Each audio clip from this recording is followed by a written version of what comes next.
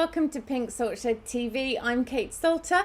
Please do subscribe to the channel by hitting the little subscribe button on the bottom right of your screen and hit the alarm bell for notifications. That's housekeeping done. Well, welcome to Friday the 12th of March. Gloriously sunny this morning. It wasn't earlier when I got up, so I'm glad it's showing its face. Today's show, we've got a great one. I'm really looking forward to introducing you to Chris. Chris is from a company called Hemming and Wills, and we'll find out why he set it up, how it was set up, and all of that in just a moment. But let's just take a moment and think. Over the last year, we've all been in our houses so much more. We've seen all of the things that we need to do in them, the tick lists of things that we're either not ticking off, but we're just adding to. We are a classic case of, for years, we've been promising my son that his bedroom would be in the attic, but then of course my husband had to work from the room.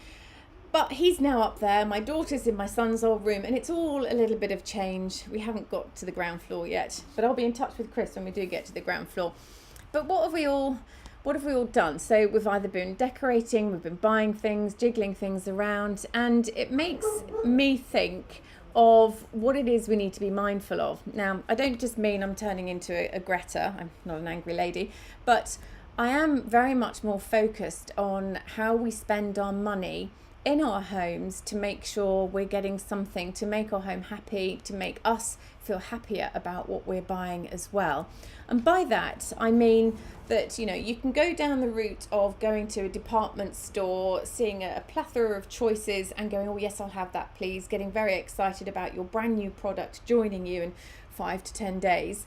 But what is it that we're thinking about? Are we thinking about how it gets to this country to actually be on the little choice of things that we choose from? Are we thinking about who's made it, how it has been made, and all of those things that paint that picture of all of the products that we buy? What's their history and what's their longevity? And, you know, the benefits of getting something cheaply or having something now is very much, I think, a compromise on maybe the quality of the material, where it's come from, how it's got here. That picture doesn't sound so great, but the picture that Chris paints about how we can go about sourcing all of these things, you know, furniture and homewares, alternatively, gives us a little bit of something to think about how we might change our ways a little bit. So we'll introduce Chris. Chris, where are you, Chris? Hello, Chris. Hello Good there. morning. Thank you so much for joining us. Kate. Thank you. Oh, no, thank you for having me on. Oh, you're welcome. You're welcome. It's fabulous. Chris Wolfenden here is the founder of Hemming and Wills, set up in September 2019 and has gone from strength to strength ever since, because I think the way Chris operates is actually something that we're all turning our mind to, how we want to operate as well when it comes to our homes. Chris, can you go into a bit more detail about your past, as in what your interests have been when it comes to the home, and how you set up Hemming and Wills, because I think it's a really interesting story to let everybody know. Absolutely, yeah. Thank you thanks for having me on. So Hemming and Wills has been a sort of in the pipeline for quite a while now. Going back, I've had an IT career with e-commerce and consulting. And it just wasn't ticking the boxes really anymore. I've always had a passion in terms of interior design and contemporary interiors. And then we were trying to furnish our own property a few years ago, and I said to my partner, just no more IKEA. I just want something different. I know. And I want it to be British. The meatballs have their place though. They do. They're absolutely. They're very tasty. Yeah, and absolutely. You know, that there's definitely some lovely stuff to be had there. But I just wanted to try and find something a bit different, having done that when furnishing rental flats in the past. Yes. Yeah. So I turned online and trying to find other products, and we ended up buying some pendant lights from Germany in the end. Because I couldn't find anything that was a bit more different than, say, what was all on the high street here or in various other places. So that kind of got me thinking about what's out there in the market, and also what's here in Britain, in the UK. Yes. And that really then made me kind of go down another avenue of what what is missing in the market, and is there a way to bring, independent makers and independent products to the market here in the UK. And then particularly as well, I also wanted to focus on having something, a business that's I've always had an entrepreneurial mindset and yearning in a way, to do something fully, different in my own right, build on retail experience. Yes. And so from there, it kind of just all kind of led to Hemming and Wills, really. I think and your surname isn't Hemming or Wills. No, it's not. No. So what we wanted to do was create a very British principled but contemporary brand. And after a lot of soul searching, trying to find that name that maybe is personal to you. Yes. My name, Wolfenden, people can't even pronounce it sometimes. So I thought, well, let's not go down that route. Route. And so we wanted to create a brand that reflected our values, really. Yes. Which is British, independent, with traditional values of good, strong, customer excellence and service. Yes. And focus on that. So that's where it came from. I think that there's been, many towns and cities have got independent retailers. They've got shop fronts, and people, have made a big effort to try and accommodate something that's that little bit different, a little bit alternative. And I think they've done very well, but unfortunately I think so much is going away from the high street now that it's going online, which is fine, which it all has its place. I think that's probably the future of things anyway, but I think that many people look to go to big department stores where they can see a lot of choice all at once and see that there's 10 choices of this and this, or that and that. And they're quite happy to make a decision because actually there's the excitement of getting something new in their homes. But I think, the next house down the road might have the same thing as them. Up the street or in the next town, there's going to be so much of the same stuff that's being produced. And all of these items, or many of them, are being, they're brand new as well. People like the idea of brand new. How do we get people away from that brand newness to start thinking about getting something for their homes that's new, but might have been used before, upcycled, recycled, reclaimed? So what motivates you in that area? Yeah, I think it's about having something that's more unique and more characterful. Yeah. And bringing that still contemporary design, but in a repurposed way, Yes. and a way that's sustainable as well. When we set up Hemming and Wills, it was about more than just a sale, more than just profit. Right. We have an ambition to get to 3% of giving in the next few years. So we're already at 1% with our partnership for 1% for the planet. That's right. Great incentive. It's a fantastic partnership that we have with that charity, and through that we distribute 1% of revenue, profit or loss, to environmental causes in the UK, such as the Marine Conservation Society and others similar to that. So in terms of the approach to making encouraging people to buy old but new. Yes. It's about bringing that choice to people and showing them that there are those options, and it doesn't have to be potentially looking, a lack of contemporary design in that. It doesn't have to be, moldy old stuff. It can be very fresh and sharp contemporary stuff. And I think one thing with going down the route of, Hemming and Wills is that because these items are sustainable, reclaimed, upcycled, recycled, there is an element of they are new. That's the thing, they are new because they've been born out of something, a product. But actually, there's I've lost my train of thought, apologies. But there's the fact that they're new to you, and even though they're being produced for us. There's not like a mass production of them. There aren't another 100 in a warehouse waiting No, to be exactly bought. that. So we haven't gone down the Yeah, route of let's just buy yeah, in from overseas. 100 yeah, of those units, or probably more, on a container ship. yeah, These items are yeah. actually bespoke made for you as well, and I think that's something that we should be sort of putting out there, is that actually they might not be brand new, although they are to you, but they're completely unique for you.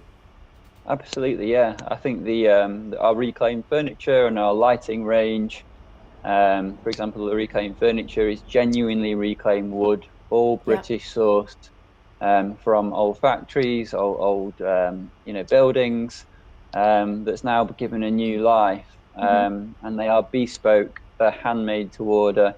Yeah. They are not imported in mass. And in the furniture industry, that there is there's almost like a fast fashion element to it, like your Wayfairs of this world, who do bring in a lot of imported stuff. And I'm not going to sit here and say we don't import some stuff. We do, because that's the challenge in the home sector. Yes. In that, to get a fully a unique set of products that's also fully sustainable is actually very challenging in this sector, and it's something we're still working on and through with manufacturers and suppliers. Hmm. But what we want to do is bring and help people along their journey as we're on this journey as well, Yeah, I with think this we've sustainable started. collection. Yeah, I think that we've got used to. I mean, we used to produce everything in the UK. It was a great manufacturing industry that the UK had, from the south to the north. Mm, I think that we've steadily and slowly but surely lost that, and we've lost it because it's cheaper to produce elsewhere, and it's quicker to produce elsewhere, and mhm, until we get it back again, or until Great Britain becomes great, a nation of manufacturing greatness again, there has to be that transition of steadily and slowly bringing it back over here, and we can't do it overnight, but at least we're mm. making a start, and I think that's where Hemming and Wells is paving the way, I think, and hopefully helping us change our mindset a little bit. You mentioned lights, actually, and these lights, I'm going to show people a picture. I showed people the picture. This is the picture that I Okay, showed the great. other Yeah, day at the they've trailer. got So talk to a us really just a good story few. to them. Yeah, talk to us about some of the products here, but especially the lights, because I love these, and I've had lots of comments on Yeah, Instagram okay. about these lights. Well, fantastic. So we're working with, what we try and do is search out and find independent makers. Yep. Sometimes they're very small, and small workshops. And we found Moonlights down on the south coast, when we launched, 18 months ago now. And they've got a great story. They're repurposing old metal spinning tools and Mhm. molds, that in their former life would have been aircraft nose cones and Yep. musical instruments. And they're making them. They're changing the purpose and the use of those into creating lights now. Yep. And that, for example, on the screen there, the kind of light blue one, that would have Yes. been the aircraft nose cone See, that's mold. fabulous. And Is it's there such a one from lovely a story. boat? Yeah. Is there one from a Um, boat as well? I think there is, yes, the fisherman's lamp, the one on the bottom left-hand corner. Yes. Yeah.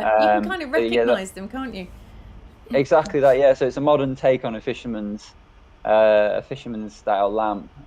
So that's again come from another type of object.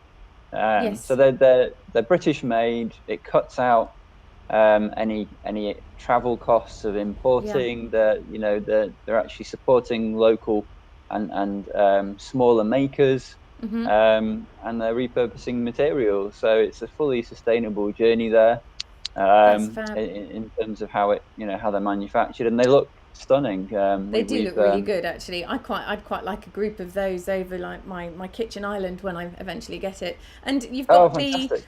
Yeah, you've got the table on sort of the big picture on centre left. That's the reclaimed table that you're talking about, isn't it? And that looks really modern and trendy and really quite contemporary. Yet it actually can be changed a little bit legs wise to make it something that little bit different. So there's the bespoke element that comes to your furniture yeah, as well.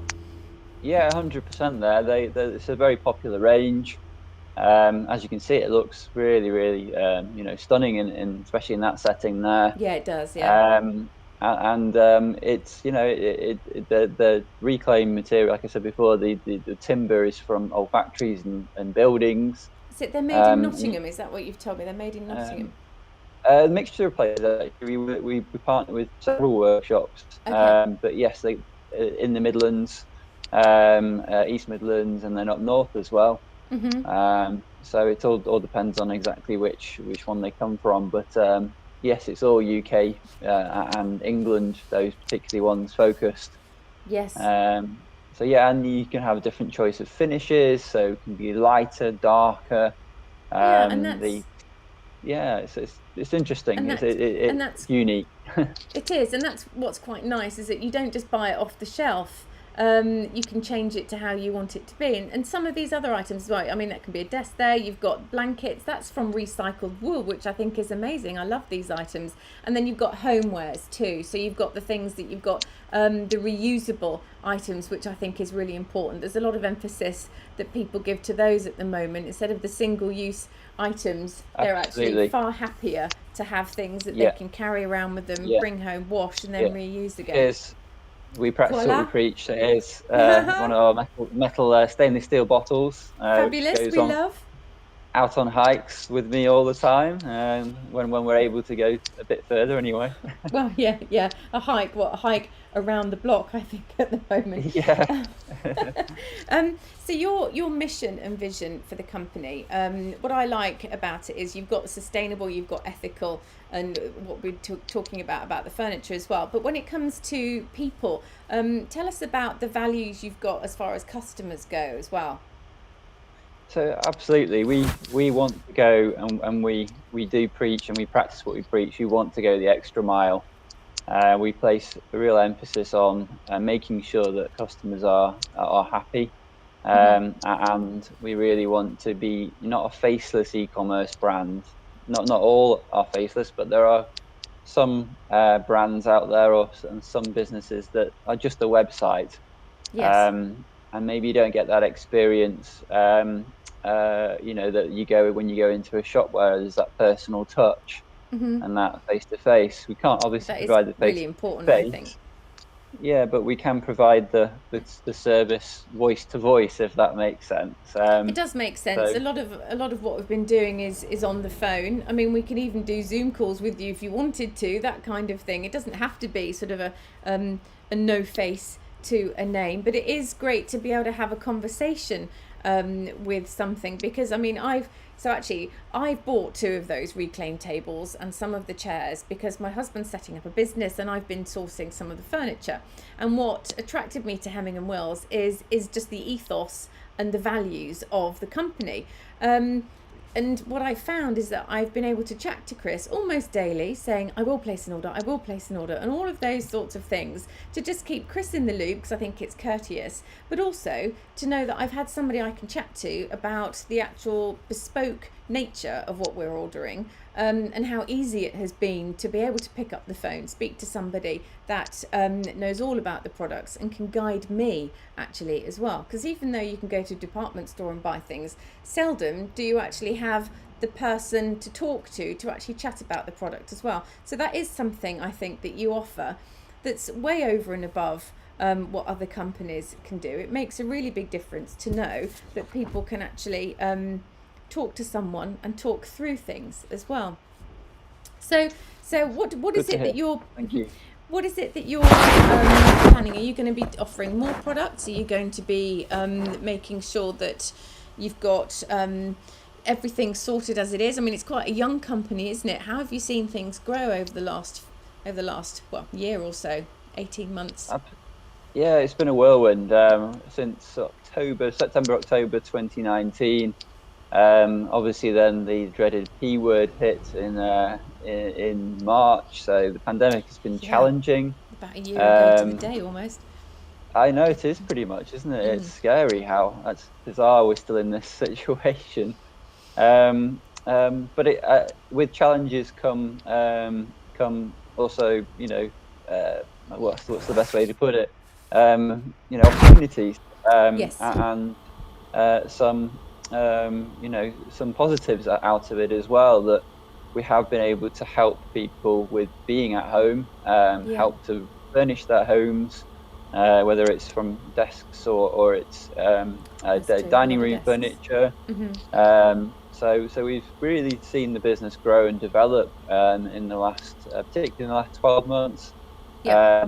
We've grown from a team of 2 when we started to now we're 5, and we're going to be 7 shortly. See, that's So mega. it's Oh, thank you so much. It's not for the faint-hearted, I must say. No, and that's the So, thing. When you're expanding, you actually probably get to the point where you can't squeeze any more work in the amount of hours there are in the day and actually function properly. So you have to spend and then get somebody else in to help you. But with that, it just becomes expansion and, more sales, more opportunity. I think it's absolutely, fabulous that there's yeah, been, for some people, a little bit of a silver, a little silver lining in this dark cloud. I've been speaking to people around that I know of personally that, where one door is closed, another door has opened. And yeah, some people wouldn't be in the situation they're in now in such a positive way if this hadn't happened. I mean, yeah, this isn't, there's been devastation. There's been absolutely devastation. yeah. But It's I think that's been focused on quite a lot. So to have some great stories of positivity is great to be able to tell people as well. And Hemming and Wills is one of those. absolutely, yeah. Yeah. Oh, thank you. Yeah, no, I think we're backed by an entrepreneur accelerator here in Manchester. It's a NatWest, part of the NatWest group. The accelerator is a program within the bank, but it's much more than that. It's a fantastic community of business people, entrepreneurs who Yes. want to try and do different things and change the way that they do things. And that's but what you just said there about opportunities coming out. It's been so devastating for many people, and it's so difficult to have seen the impact. My partner works in the NHS, and I've Gracious. seen day to day, yeah, I've seen day to day the impact of on his role, Yeah. and his colleagues, what's been going on. So it has been very difficult for many people. But I think there's also, like you say, opportunities to be, and positivity to come out of it, and maybe to change the way that people live and they work and have a better dynamic of life, and do things a bit differently, maybe. I think you're right. It's finding that balance, actually, isn't it? I think, and this has made us. The last year has made us sit back, take stock, and have to rethink a little bit. We're so part of the rat race, or we have been so consumed with doing things quickly, getting from A to B as quickly as we possibly can, and being late for everything because we're just stretching ourselves too much. That this, I think, has made us reevaluate how we balance life and work. And there's a lot of word out there about schools blended learning, and then you've got workplaces. Actually, we can, where we've said no to you working from home, there's no reason why actually you shouldn't work from home. So I'm hoping people can just take stock I and agree. be in the home No, more. yeah, I agree. I think there's we are, and it's been fortuitous that we set up in this model from the start. We have a physical presence here in Manchester in a workspace where we work from if we can, but we're also very completely set up to work remotely. So we have our customer service team are based around the UK, and that has been our strength, really, that we've not really had any interruption in service in that way. Yeah. And hopefully that can continue as we grow as well. I think there's a lot to be said for the fact that you've got customer service in the UK as well, because it means a lot to have somebody on the end of a phone. And when it comes to keeping businesses going in the UK and keeping our own economy afloat, to concentrate on bringing it all back to the UK is really where I think the future lies for us. I think it's very encouraging that people are now keeping their businesses going, but starting new businesses as well. I think there's a lot that's been said about people, a lot of new businesses will come out of this because people have had to think about what they can do differently if they've lost their job, or if their job has changed and it's not what it was, because of possible redundancies, etc. There's a lot more business going to be made out of it, but you've been very well placed to have started that when you did in September. I mean, just 18 months ago. So that was good thinking, good planning. Everything fell in place for you. It did, a little bit. Bit of a journey to get there. I think a bit of frustration and lack of motivation in the old business, old career / business, which was an IT consultancy, and then really just digging deep to follow passions and social interests as well, to think how can we blend it together, particularly on the sustainability side, and then the contemporary design. So it was amazing how in a way it came together. So when did you decide to change your day job? Was this, 1 minute you were working for the company, you were an employee, and then the next moment you were self-employed? Was there a sort of a point where you decided, I've got to give this so much more effort? There's going to be a moment where I'm not selling anything and I'm not bringing any money in? Or was it very well coordinated? I'd like to say it was well coordinated, but not really. No. There was definitely a lot of thought and some foresight, and looking at the right sectors to go into. But it's been a journey, I think, since probably 2012, 13. I was going self-employed then, even in the IT world, but still wasn't ticking my boxes, and really making me think, actually, this is really what I want to be doing forever. And then I was coming towards 40, and I think I was moaning constantly. I know it happens. Are you now 40 then? January. I am, yes. It happens in Jan. You're still behind birthday. me. We've all had a lockdown birthday now, haven't you? My son is approaching his second lockdown birthday, but hopefully we'll just be out of it by then. Oh yes, I know. I think a few people I know have had that. I think yes. So I think it was getting to that point where I was like, right, it's practice. It's actually action, not words. Yes. And that I think leap my of partner's faith. getting absolutely, and going, right, what do we do here? And I think if anybody's listening who wants to start something and get and try and do something in their own, fully in their own right, and want to set something up, then I just encourage them to put pen to paper, sketch out what your at least start point is. Yes. Put the internal naysayer to the back of your mind as much as you can. Yeah, it's true. It's hard when that kind of comes in, and maybe even your real naysayers who say, that won't work.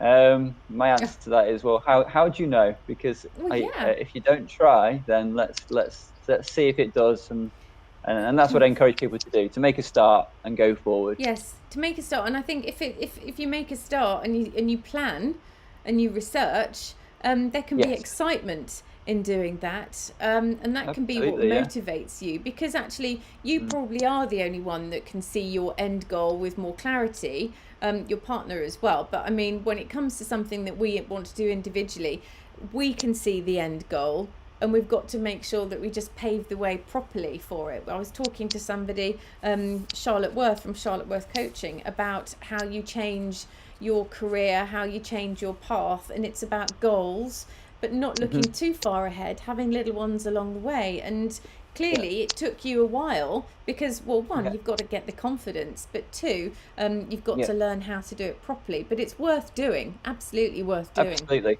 Yeah, and I think sometimes it takes a while, but I think along the way I had several stages of a couple of previous incarnations of an e-commerce business, and then the IT aspects as well, contracting with other organizations, and it's all part of an experience and a learning that you realize that you build on that experience and those errors and maybe those failures before you actually hit on something that really is what works for you.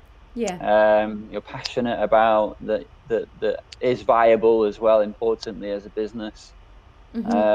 And then that's all part of the journey, and it's an important part, because without that you probably wouldn't get to where you wouldn't be where you are at the current stage. Absolutely. And so Hemming and Wills is 18 months old, established 2019. What is it that you're hoping to do in the short term? Carry on as you are? Or are you looking to expand into different ranges? I mean, I know you pretty much do every room of the house. Yeah. Are you going to expand on those ranges that you've got, and accessories as well? You do many accessories. Yes, that's the plan. So we're just about to take on another 2 people as well on the product side. So that's exciting. Yeah. And I just haven't got enough hands or hours to do any more, as you said earlier. So yes, we're looking to expand. We're just about bringing on our updated garden collection for this spring summer. Great. Which Now has got that's good timing. Yeah.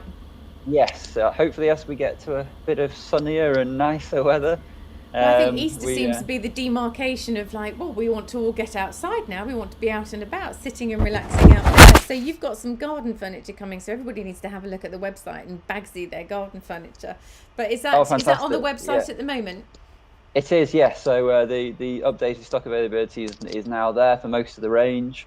It's very limited stock only, unfortunately, because of various challenges with distribution. But Yes. there is some good stock there. Day beds, there are hanging chairs, there's lounge sets, those sorts of things, and we have a reclaimed outdoor a table and bench set as well, which is Oh, great. fantastic. Yeah.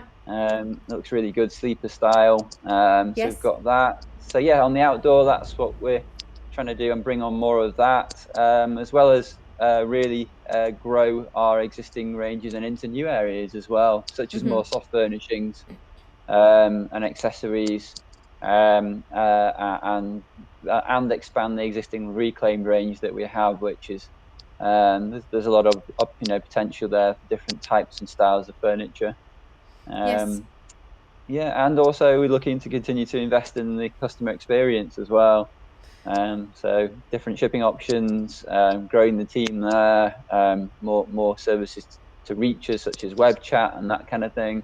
Oh, okay. Um, yeah, so there's Actually, yeah, to much have more you to do. accessible. Yeah, there's loads to do. Yeah. I'm sure you've got a long list of things that you should be doing, want to be doing, could be doing, should have done, all of that. But it is really exciting. And thank you, Chris, so much for joining us. I'm really pleased to be No able to problem. talk to you, because I think the way forward is very much as you are starting to do it and experiencing that it's working as well. If we don't start somewhere, then we can't work on it and move this emphasis that we've got on making sure that we're looking after our environment. I mean, I don't mean to go all heavy on the environment thing, but it really is something that we need to be sorting out. So actually, Well, if we can start, the first place is to start at home.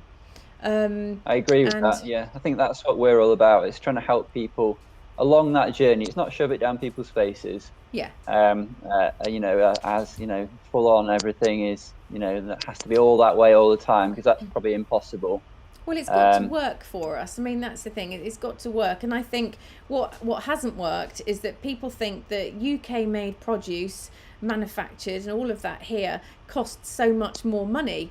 So they look for other options, and the overseas option has always, has won it. But now it's swinging the other way around. It's at the start. I don't think we're there yet, by certainly no means. But I think it's at the start. It needs to swing back the other way, and having UK produced items, see the cost of those coming down.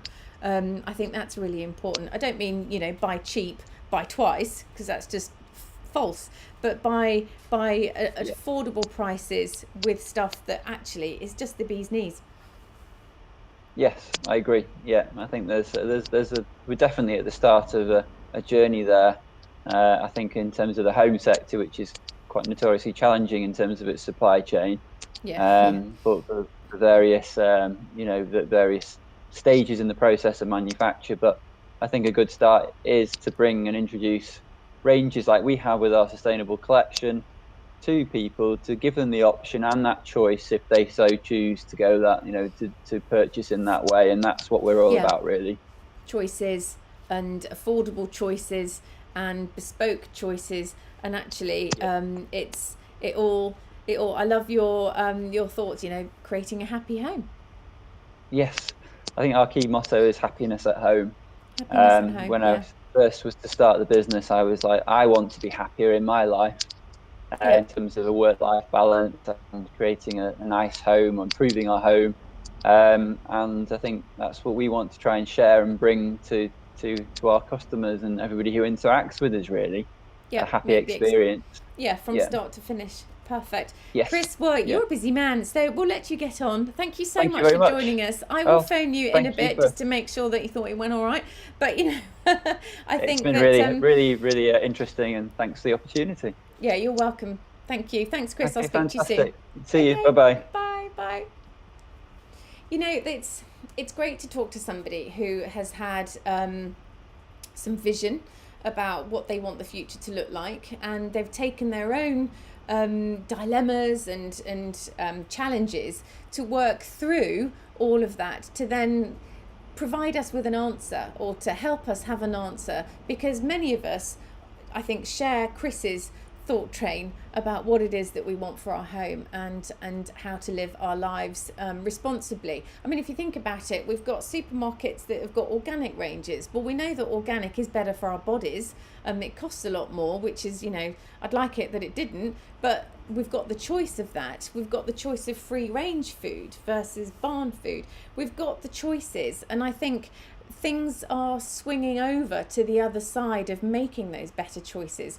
I feel better when I go to a farm shop and I buy some local produce. I feel better when I buy something that's homemade. Both something that's homemade, not this. I love making stuff myself. But when I buy something that somebody else has made that's homemade, and all of those little nasties that aren't in the foods anymore. So I think, as we get on, our choices are opening up to be able to make the decisions that I think make us feel happier and are nurturing ourselves and our homes, and in turn our environment as well. I think it's really important, and there is a little bit of light at the end of the tunnel. That's why I invited Chris onto the show to talk to us about what he's done and how it's working. So it's fabulous. And I will phone him in a minute and thank him again. But thank you very much for joining us as well. If you've got any questions, then email me, kate@pinksaltshed.com.